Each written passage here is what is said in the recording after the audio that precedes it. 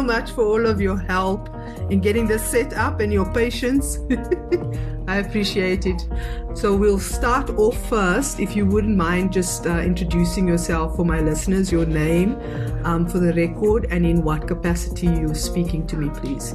Oh, with pleasure. Well, nice to meet you, Candice. I've seen a couple of your posts on social media and seen your website. It's great work you guys are doing as well. Thank you. My name is Gavin Kennedy. I founded Solid Gold Podcasts a good few years ago. Funny enough, after driving around in my car one day, I just realized I wasn't listening to the radio anymore. I was just listening to podcasts. And I wondered if this was going to be a thing. So, it was a few years ago. Added a studio and started making podcasts, then added another one and another one and another one. And we're up to 11 studios now. Wow. And we've got this amazing podcast creative hub. It's a space where people engage with the spoken word. So in and out the building, people here to research, record, script, voiceover, audiobooks and podcasts. That's what we're doing.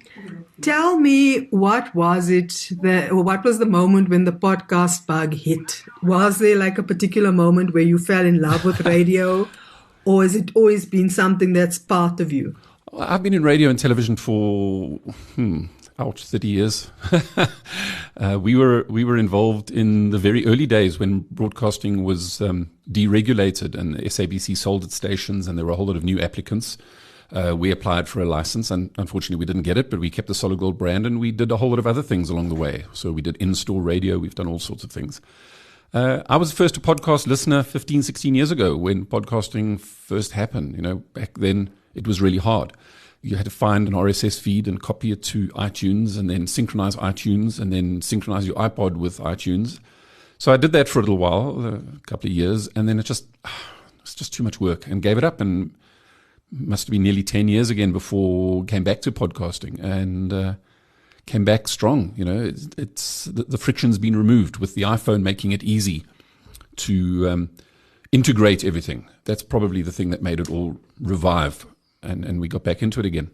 But what was the thing that made you fall in love with the spoken word? You mentioned the spoken word. Wow, it's a long time ago. It's kind of a sequence of things. Very funny story. We were sitting in our office one Thursday afternoon when somebody came in and said they'd received a temporary broadcast license for an event. Okay. And that was Thursday, but we had to be on air by the Sunday. So between Thursday afternoon, in a country that had no independent broadcasting, we set up a radio station, built it, equipped it, hired the people, and started broadcasting from the Pretoria show that same Sunday night. It was just such a buzz to start a radio station like that. Wow. That's awesome. That's like the dream, isn't it? I mean, that's in the thick of things. Wow, that's awesome. Okay. It was an interesting time, the early 90s, yeah. Yeah. I can imagine that must have been very exciting. There's lots of other things along the way. I think there's something innate in us. I think as a species, we're a couple of 100,000 years old. And it's only the last 10 or so thousand years, maybe 20,000 years, that we've been able to write down and record history and our stories. Other than that, for the majority of our human existence, it's been oral. It's just been oral tradition. So I think the spoken word and podcasting and audiobooks and this whole genre, this whole thing we're experiencing, I think it taps into something fundamental about being human, that we like to tell stories, we like to hear stories, we like to share our experiences in an oral way. No, that's a perfect answer to the question. Just give us a bit more information around your background and how you got into podcasting. You mentioned that you worked in television and radio, what made you jump to podcasting in particular? Did you get bored of radio and TV? Or I think maybe not to do with boredom. It's to do with part of the reason. There are a number of reasons podcasting is exploding, and one of them is the de-networkification, if that's a word. Okay. Most of the time I've been involved in broadcasting, we were reliant on networks. We only got work if SABC or Mnet hired us. It wasn't like we could get up one day and say, let's do something, let's make television. There was no way to put the television. Let's make radio. No, we can't get a license. It was a very restricted network vertical environment and very, very controlled. And that's frustrating. You go, I've got this great idea. Let's make this program. Oh, wait, hang on. Let me go first see if it matches what one of the networks wants to do and if they'll buy it from us and let us make it for them, if they feel nice about it. And there's been a democratization by saying, let's de-network it. I can make whatever content I feel like and put it up there and make it available as a podcast or a YouTube channel without being reliant on a network. So it's that shift towards content being the most important thing. Up until now, it wasn't. Up until more recently, the network was what controlled media, but it's not anymore. Now it's content that's going to drive things. Okay. What do you wish you knew when you started out podcasting? And I'm talking both as a podcaster and as a listener. Golden rule. Don't wait to start. Just get going, man. If you're not embarrassed about your first podcast, then you waited too long to make your first podcast. You really just got to get out there and do it. Yeah, true. I think there can be a paralysis in spending too much time in planning this perfect series and podcast. And I'm not suggesting that you should just pick up your phone and start a 10-pod series without giving it some thought. You should have a strategy. You should have a plan. You should have an objective. You should have measurables that relate to it. But don't overthink it, because by the time you've made 3 or 4 episodes, your thinking has changed and your creative process should respond to what's happening. Start. Just start, but have a purpose. Don't just think that people want to hear you and your 2 friends sitting around talking garbage. No, they don't. But if you're talking garbage about a specific topic and you're all well versed on it and the purpose is to inform them on it, then there's a possibility that will be engaging. Okay. As a studio, wow, there are a few people in South Africa who are quite early to the space. There's some people who've been making podcasts for 10 years in South Africa. That's really something. I think it would have been nice. It would have been nice to know when the growth explosion was going to happen. Look into the future. I think one of the advantages we have is we are following a very similar trajectory to what the United States and Europe are following. So in a sense, it's quite predictable that private podcasting is going to be big. Branded and corporate podcasting is going to be big. Yeah, what do I wish I'd known sooner?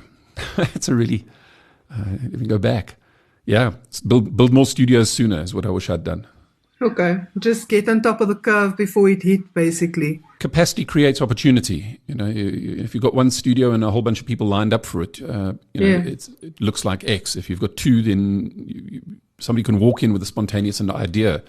With the number of studios we got now, you can pretty much walk in here any time and not wait very long, and we can squeeze you into one of the studios, which means you can go from ideation to published in a very, very short period of time. I think there's value in that. Let's dispel some myths and talk about the monetization question. What is the potential of podcasting in terms of generating income or generating some kind of income for hosts or for studios like yourself? Have you guys found the winning formula? It's one of the 3 fundamental questions that podcasters are dealing with. It's advertising or monetization of podcasts is one of the big challenges. And there's no simple answer. It's a multifaceted, almost a trick question. So let's look at the highlight of who monetizes podcast best, and we come to Joe Rogan. Podcasting didn't make Joe Rogan famous. He didn't make his money out of podcasting. He was famous already. So Joe Rogan is making podcasting famous, not the other way around. He already had a following. He was already able to monetize whatever he does. If he decided to put vinyl stickers on cars with his name on it, he'll make money out of it because he's Joe Rogan. So for you and I to start a podcast and say we want to be the next Joe Rogan, it's not apples and apples. He started famous from somewhere else and brought that fame into a new medium. So in that respect, trying to be a mass medium is really, really hard. It's as hard as trying to be a radio star or a TV star or an influencer. It's as hard to make money out of podcasting as it is out of all of those. It's not unique in that. In other regards, when we talk about the majority of our work is corporate work. We work with brands and listed companies and SMEs. In a lot of respects, podcasting is like a billboard or a business card. I don't know if you remember business cards pre-pandemic, Candice. We used to print them and hand them out. Yeah, when we still, I had my own stash. Yeah, right. So let's look at a podcast as a form of business card. How did you justify spending money on business cards? How did you monetize your business cards?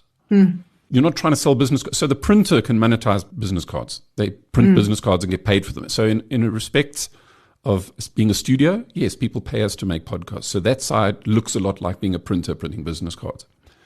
But printing a business card that's cool and people look at it and go, oh, that's a cool card, and they remember you and they remember what you do is the real value of the business card.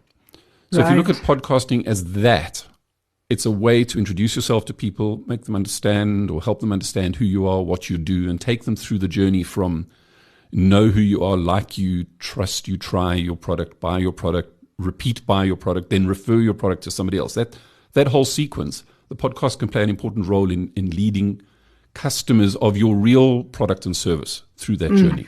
Not podcasting being the service to the end product, but rather part of the process. I love that answer and that analogy because it's actually spot on. That's exactly what a podcast is. It's a presentation of something. Yeah, it can be. It's not for some people. We get a number of people come in here and they just want to make a podcast, and it's like saying, Candice, do you play the piano? And you love playing the piano, but you have no intention of playing for an orchestra. Yeah. There might be part of you that says, I can't wait to save up to buy a baby grand piano and spend a couple of $100,000 on it and play beautiful music in my lounge with no intention of monetizing that.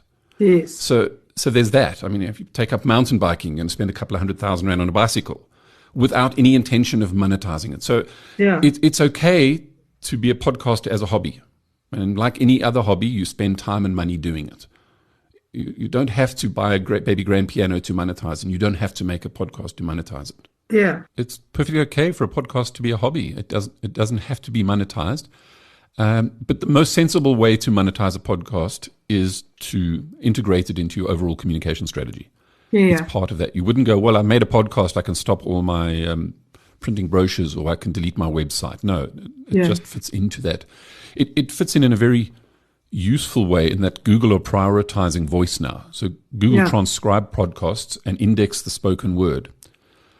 So a year or two from now, you're going to be able to search for a sentence in natural language and Google will come back and say, well, that phrase was used in a podcast. Would you like to listen to the podcast on that topic? Wow. And that's extremely valuable. Yeah, that would be. I mean, just imagine like for research purposes, just getting your information out there. It's just the potential is, that's awesome. That's awesome news. Voice search optimization is going to massively overtake search engine optimization. Natural language, spoken word is very different from the way you use text to search. If you're looking for a restaurant, you'll just say restaurant Cape Town. But when you're speaking, you'll go, hey, Google, can you find me a restaurant, an Italian restaurant in downtown Joburg or CBD? Yeah. And that's different. And it's going to come back to you with different stuff when it's spoken word. Rather than sending you to a website, it's going to send you to podcasts. And you're 100% right. In terms of research, it's going to be amazing. This leads me to my next question. What do you think the future is of podcasting, beyond that? Podcasting kind of has multiple meanings, the word podcast, and we're still in a very interesting stage. It's very nascent, and there are a lot of people still discovering podcasts for the first time every day. I'm sure 4 or 5 years ago, when you mentioned a podcast, people said, huh? And now they're going, I don't know where to find them. And now they're asking for recommendations on which ones to listen to. And there's still people down your street who don't know what a podcast is. So it's still early. Yes. So what a podcast really is a little bit vague for some people. So technically, a podcast is something with an RSS feed that you can listen to with a podcast player.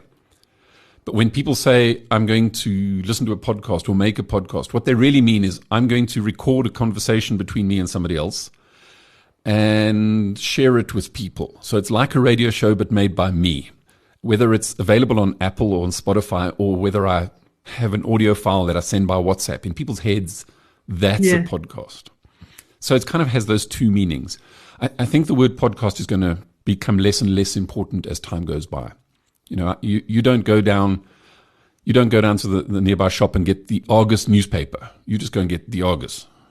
And I think we're going to find we don't go listen to the XYZ podcast. We're just going to go say, hey, have you listened to Candice's conversation with Gavin?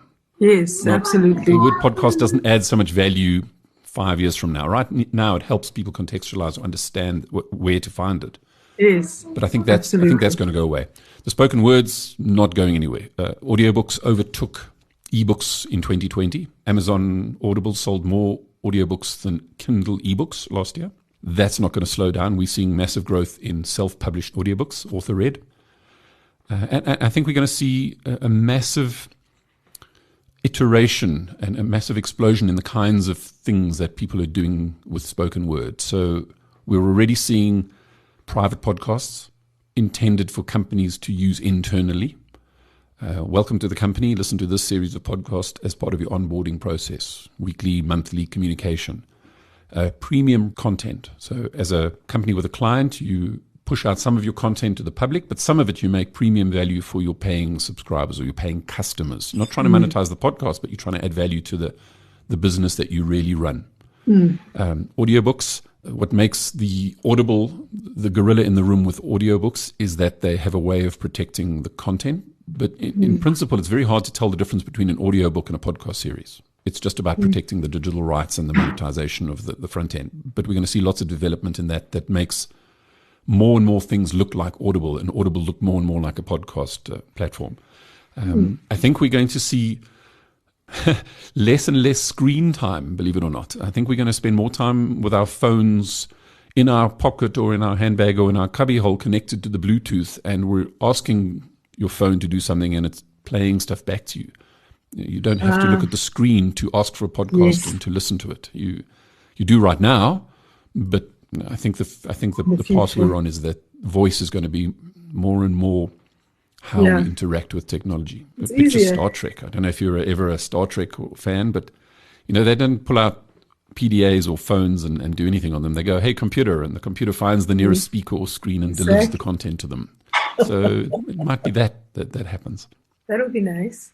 I mean, it's very futuristic. We might look back on this and laugh, ha ha ha. But I think there's some truth in that. That makes sense. My final question: do you have any kind of tips for people just starting out in podcasting? Somebody that has an idea that wants to start out. What kind of advice would you give? Obviously, beyond what you said earlier on in the interview. The golden rule for me is that a podcast must have a single purpose. If you're trying to do two or three things, you're just going to fall through the cracks in being able to cement a relationship with an audience. You must have a clear purpose. Welcome to Candice's podcast, the podcast where I talk to animal owners about how to keep your parrots safe so that your experience with birds is enhanced and you have a happier life with your parrot. That kind of real reason. I encourage people to start with a trailer. Don't dive into making your first episode until you've made a trailer that tells your audience why you're making this podcast. And you make a promise in that trailer about what each podcast has to fulfill. So welcome to Candice's Parrot Podcast. We're going to be talking to people about how to have a better experience as a parrot owner. Now, every time you record a podcast, it has to keep that promise. Otherwise, you've drifted off your purpose. And your purpose can be as vague or as broad as we're going to just sit around and talk nonsense together on a Friday afternoon about whatever was in the newspaper that day. Cool. Now each episode just has to keep that promise. So define why you're doing what you're doing. Define how you would measure that it's working. and I really encourage people not to go, well, I'm hoping for 1 million likes or 1 million shares. That's not I don't think podcasting is necessarily going to bring you that fulfillment in the same way that Instagram or whatever may. So try and find ways to measure that your podcast is doing what you said it would in the real world. 3 people stop you on the street and say, "Candice, thank goodness for your parrot podcast. My parrot's feathers are glowing or shining and it's so happy and singing." Cool. My podcast has achieved something that I set out to do rather than, yay, 10 people liked it. Yeah. So getting real engagement with your listeners, not superficial, and building a relationship with the listener through your podcast is basically based on your purpose. I want everybody who loves parrots to have a healthy parrot and enjoy them as much as I do. That's why I'm making this podcast. So, final question. What is the secret to podcasting that nobody knows? What would you say? I think they know it. They might just not realize how important it is. It's absolutely about authenticity. Don't get behind a mic and put on your big DJ, "Hey, I'm such and such voice." No, just get behind the mic, be yourself. When a person meets you, they should say, "Hey, you're exactly like you sound on your podcast." That's it. It has to be you. You can't fake being you. Yeah. No, that's lovely. Those were really all the questions that I had. I'm not sure if there was anything that you wanted to include in there.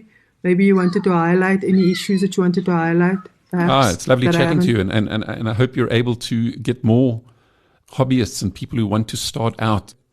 There's a fair amount of corporate work out there. There's 300,000 SMEs in the country, and 4 or 5 years from now, they're all going to need spoken word content. In the same way, if you told somebody in the mid-90s that they were going to need a website, they laughed at you. But now it's part of life. You have to have a website. Yeah, you have to. You don't have a choice. In future, if you want to be found on the internet, you're going to have a podcast or spoken word content out there.